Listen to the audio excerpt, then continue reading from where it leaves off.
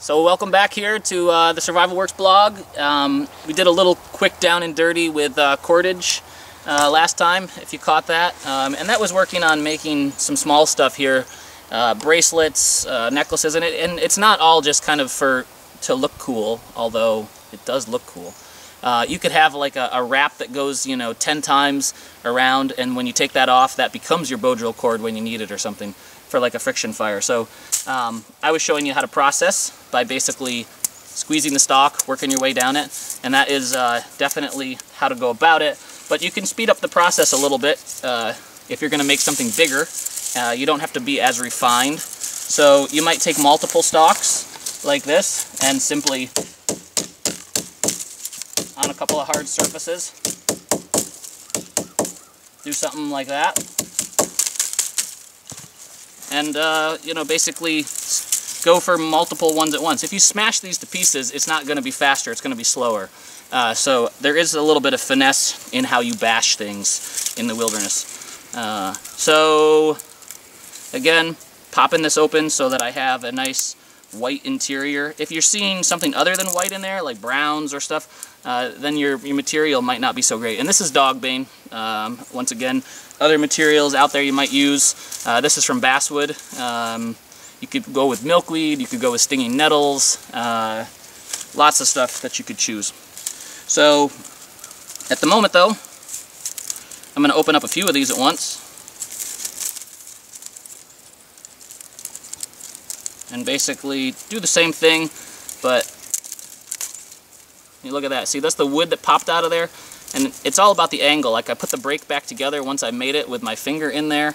These ones on the back, thumb on top, and I just kind of jimmy these down as I go. Go slow if you're working with dogbane because it'll hurt you. It's got splinter potential. But look at those fibers. Those are what we're looking for. Come back this way, work it again. Don't get it too tangled. Nice.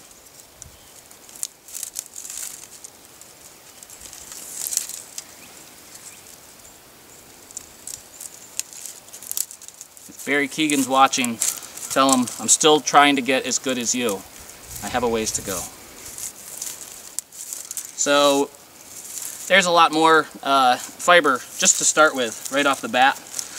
This is enough for a bow drill cord if I actually just twist this up, but I'll add in one more just because why not. So again, just going to process this down.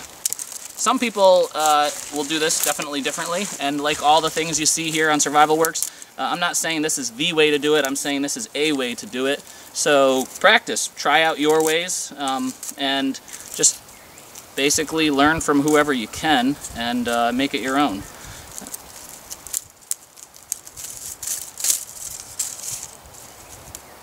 By the way, all this stuff you see me kind of casting off to the side, the debris, actually still has a lot of really fine fibers in it, and I will go back later and glean those fibers out, and maybe at some point I'll show you how to drop spindle those and make much finer stuff for clothing.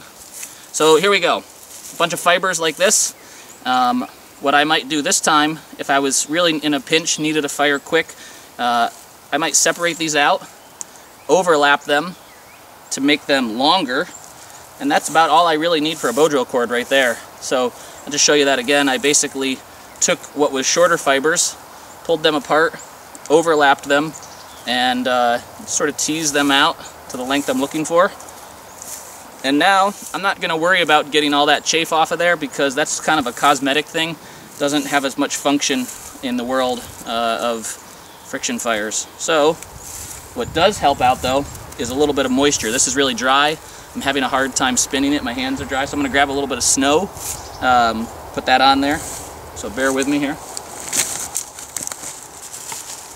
So this time a little bit different than before. Before what we did was we just kind of twisted this up nice and tight, got it bent around, and we went like this. But this is going to make me a short cord, and I need a longer cord for a bow drill. So we could splice at the end, and I haven't shown you splicing yet. We'll get there.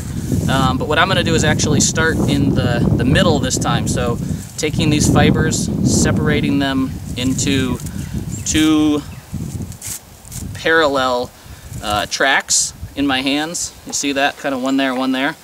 Now, I'm just going to pretend that this side doesn't exist, and I'm going to basically work with this side over here and just get going. I'm going to skip that first part and just going to start working my way down the fibers as we did before, basically twisting the top one away, coming down. Let's see if I can give you a better background here to look at. So we're just, you know, twisting the top one away, pulling it down, top one away and down, right?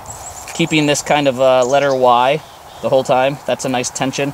I will pull back this way and this way a little, just makes it stronger for what we're doing. But basically I started here and I worked my way that way, and at some point I'll flip it over and basically do the same thing moving this way.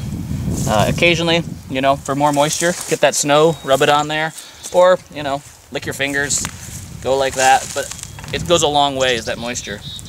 So another way to speed this up is basically, instead of just having one hand doing the twisting while the other holds, basically stick this in your mouth so that both hands can get involved with that same action of twisting. So really, they're both getting spun that way and then twisted back. And this is faster. Those of you who know dogbane, yes, it's poisonous, so don't eat it. I'm not really eating it though. I'm just holding it in my mouth. It's not poisonous in the sense that I'm gonna die here. It's like, it's got a latex substance when it's alive and growing that you don't want to eat. It tastes like crap anyway, so if you try, you won't like it. Don't burn this stuff either. It's can cause some headaches. So cruising along,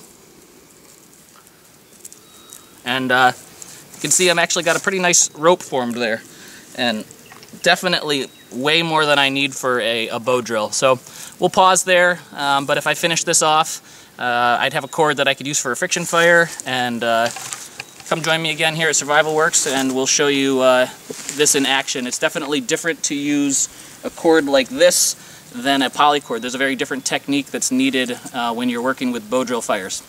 So we'll see you again. Thanks so much.